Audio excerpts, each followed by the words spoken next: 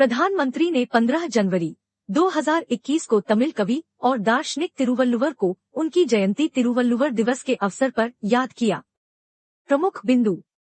तिरुवल्लुवर दिवस के संबंध में यह पहली बार मई के 17 से 18 को वर्ष 1935 में मनाया गया था। वर्तमान समय में इसे आमतौर पर तमिलनाडु में 15 या 16 जनवरी को मनाया जाता है और यह पोंगल समारोह का एक हिस्सा है। तिरुवल्लुवर के संबंध में तिरुवल्लुवर, जिन्हें वल्लुवर भी कहा जाता है, एक तमिल कविसंत थे। धार्मिक पहचान के कारण उनकी कालावधि के संबंध में विरोधाभास है। सामान्यतः उन्हें तीसरी, चौथी या 8वीं 9वीं शताब्दी का माना जाता है। सामान्यतः उन्हें जैन धर्म से संबंधित माना जाता है। हालांकि हिंदुओं का दावा है कि तिरुवल्लुवर हिंदू धर्म से संबंधित थे। द्रविड़ समूहों ने उन्हें एक संत माना क्योंकि वे जाति व्यवस्था में विश्वास नहीं रखते थे। उनके द्वारा संगम साहित्य में तिरुकुरल या कुराल की रचना की गई थी। इस रचना को 3 भागों में विभाजित किया गया है। आराम, सद्गुण, पोरुल, सरकार और समाज, कामम, प्रेम। तिरुवल्लुवर का सामाजिक महत्व। वर्ष 2009 में बंगलुरु के पास उलसूर में प्रसिद्ध तमिल कवि की एक प्रतिमा का अनावरण किया गया। लंदन के रसेल स्क्वायर में school of oriental and African studies के बाहर भी वल्लुवर की एक प्रतिमा लगाई गई है। तिरुवल्लुवर की 133 फुट ऊंची प्रतिमा कन्याकुमारी में भी है।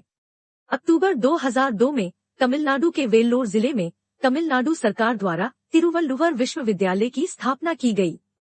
वर्ष 1976 में वल्लुवर कोटम नामक एक मंदिर स्मारक चेन्नई में बनाया गया, जो एशिया में सबसे बड़े सभागारों में से एक है। 16वीं शताब्दी की शुरुआत में चेन्नई के मायलापुर में एकम्बेश्वरेश्वर मंदिर परिसर में तिरुवल्लुवर को समर्पित एक मंदिर बनाया गया था।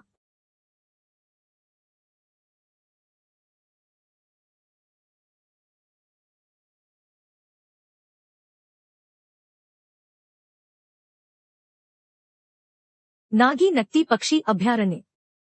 हाल ही में बिहार के जमुई जिले के नागी नत्ती पक्षी अभयारण्य में पहले राज्य स्तरीय पक्षी उत्सव कलरव का आयोजन किया गया। इस 3 दिवसीय कार्यक्रम का आयोजन पूरे देश के विशेषज्ञों और पक्षी प्रेमियों को आकर्षित करने के उद्देश्य से किया गया। प्रमुख बिंदु।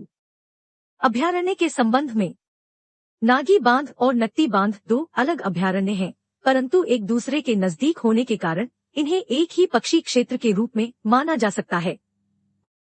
नागी नत्ती पक्षी अभयारण्य विविध प्रकार के पक्षियों और प्रवासी पक्षियों का विस्तृत निवास क्षेत्र है, जो यूरेशिया, मध्य एशिया, आर्कटिक सर्कल, रूस तथा उत्तरी चीन आदि स्थानों से शीत ऋतु के दौरान यहां आते हैं।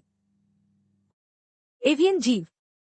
इन अभयारण्यों में पक्षियों की 136 से अधिक प्रजातियों को देखा गया है।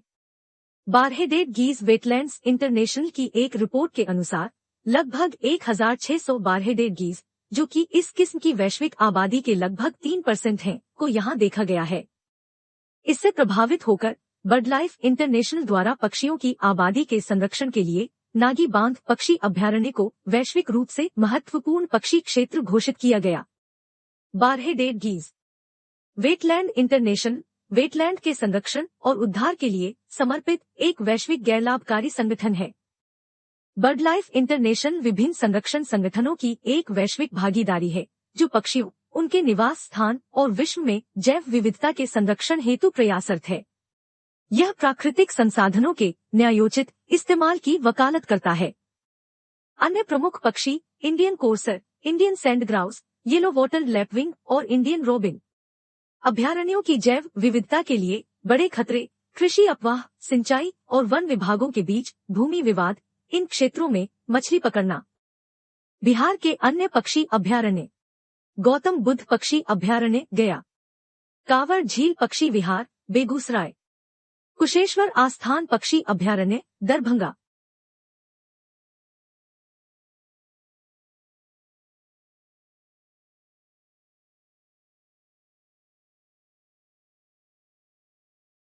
भारतीय सेना द्वारा यूएवी की खरीद। हाल ही में भारतीय सेना द्वारा आइडिया फोर्स के साथ 20 मिलियन अमेरिकी डॉलर के हाई अल्टीट्यूड ड्रोन्स की खरीद हेतु अनुबंध किया गया है। आइडिया फोर्स भारतीय प्रौद्योगिकी संस्थान बॉम्बे के पूर्व छात्रों द्वारा स्थापित किया गया एक स्टार्टअप है।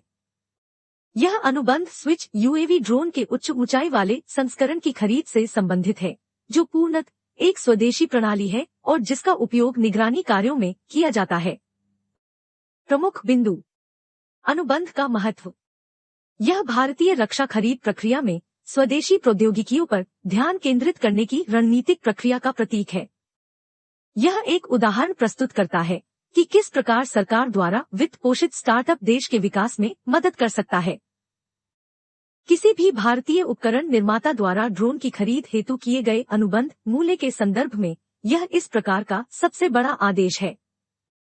सेना के लिए यूएवी का महत्व। आर्मी ने यूएवी के उच्च ऊंचाई वाले एक ऊर्ध्वाधर टेक ऑफ और लैंडिंग ड्रोन के उन्नत संस्करण की खरीद हेतु आदेश दिया है। यह एक फिक्स्ड विंग हाइब्रिड मानवरहित हवाई वाहन है। इसमें निम्नलिखित विशेषताएं पाई जाती हैं। 15 किलोमीटर रेंज के साथ उड़ान का अधिक समय। यह लगभग 2.6 मीटर लंबा और 1.8 मीटर चौड़ा है, जिसका वजन 6.5 किलोग्राम से कम है। उच्च सुरक्षा और सरल क्रियान्वयन। इसका उपयोग खुफिया, निगरानी और टोही मिशन हेतु दिन रात किसी भी समय निगरानी करने के लिए कठिन वातावरण में लंबी अवधि तक संचालन हेतु किया जाता है।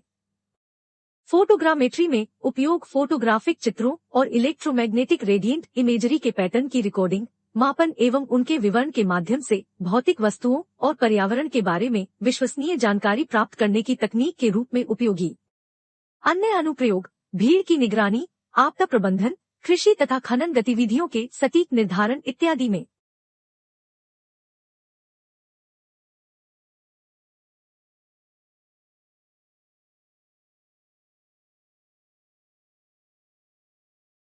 गवी गंगाधरेश्वर मंदिर, कर्नाटक।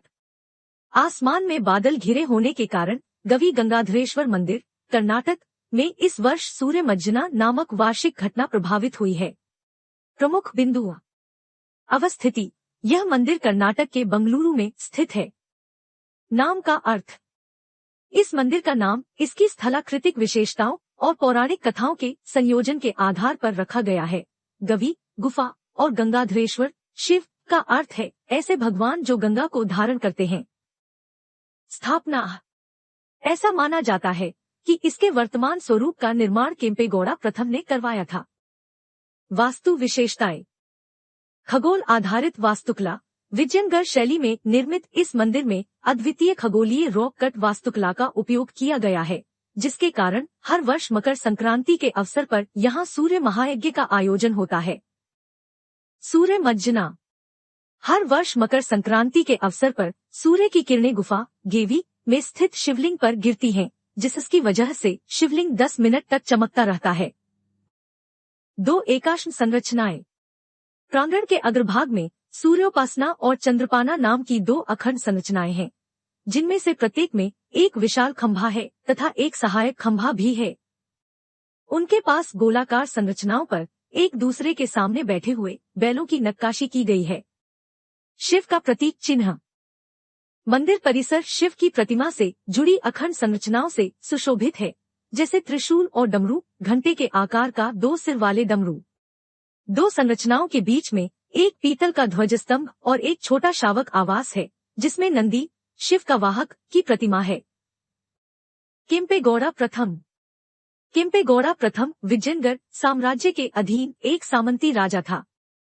उसने वर्ष 1537 में बंगलुरु शहर की स्थापना की और इसका नाम अपने परिवार के देवता केम्पम्मा के नाम पर रखा।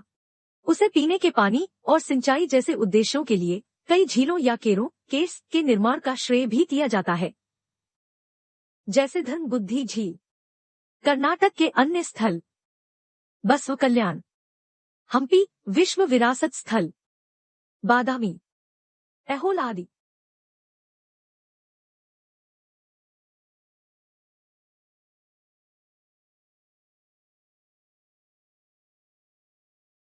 फाइव जी क्या है और इस प्रौद्योगिकी के अनुकूल भारत की तैयारी। हाल ही में दूरसंचार विभाग, डिपार्टमेंट ऑफ टेलीकम्युनिकेशंस द्वारा आगामी 10 वर्षों के लिए 5G बैंड सहित रेडियो फ्रीक्वेंसी स्पेक्ट्रम की बिक्री और उपयोग के संबंध में दूरसंचार कंपनियों और अन्य उद्योग विशेषज्ञों से राय मांगी गई है। 5G तकनीक मोबाइल ब्रॉडबैंड की अगली पीढ़ी है। यह तकनीक अंततः 4G LTE कनेक्शन को प्रतिस्थापित करेगी या इसमें महत्वपूर्ण वृद्धि करेगी। 5G तकनीक से डाउनलोड और अपलोड गति में चरघातांकी तरीके से एक्सपोनेंशियली तेजी आएगी। 5G multi GBPS transfer rate, अत्यधिक कण विलंबता, अल्ट्रा लो लेटेंसी, भारी क्षमता और उपयोगकर्ताओं के लिए अधिक समान अनुभव प्रदान करेगा। 5G तकनीक की दौड़ में भारत की अवस्थिति। दूरसंचार क्षेत्र की सभी तीनों खिलाड़ी रिलायंस जियो, इंफोकॉम, भारती एयरटेल और वोडाफोन आइडिया दूरसंचार विभाग से स्पेक्ट्रम आवंटन और 5G फ्रीक्वेंसी बैंड के लिए एक स्पष्ट रूपरेखा बनाने का आग्रह कर रहे हैं ताकि वे अपनी सेवाओं के अनुसार अपनी कार्य योजना बना सकें। हालांकि एक सबसे बड़ी बाधा इन तीनों में से दो कंपनियों भारती एयरटेल और वोडाफोन आइडिया के पास पूंजी की कमी है। दूसरी ओर रिलायंस जियो की योजना इस साल की शुरुआत में देश के लिए स्वदेश निर्मित 5G नेटवर्क शुरू करने की है। 5G तकनीक के संदर्भ में वैश्विक प्रगति। सरकारों से ज्यादा वैश्विक दूरसंचार कंपनियों द्वारा 5G नेटवर्क का निर्माण शुरू किया जा रहा है और अपने ग्राहकों के लिए परीक्षण के आधार पर चालू कर दिया गया है। अमेरिका जैसे देशों में AT&T, T-Mobile और वेरिज़ोन जैसी कंपनियों ने अपने उपयोगकर्ताओं के लिए वाणिज्यिक 5G को शुरू करने में अग्रणी भूमिका निभा रही है। निष्कर्ष। भारत की राष्ट्रीय डिजिटल संचार नीति 2018 में 5G के महत्व पर प्रकाश डाला गया है, जिसमें कहा गया है कि एक वृद्धिशील स्टार्टअप समुदाय सहित 5G, cloud, internet of things, IoT और डेटा एनालिटिक्स अवसरों के एक नए क्षितिज को खोलने तथा डिजिटल जुड़ाव को तीव्र एवं गहन करने का वादा करता है।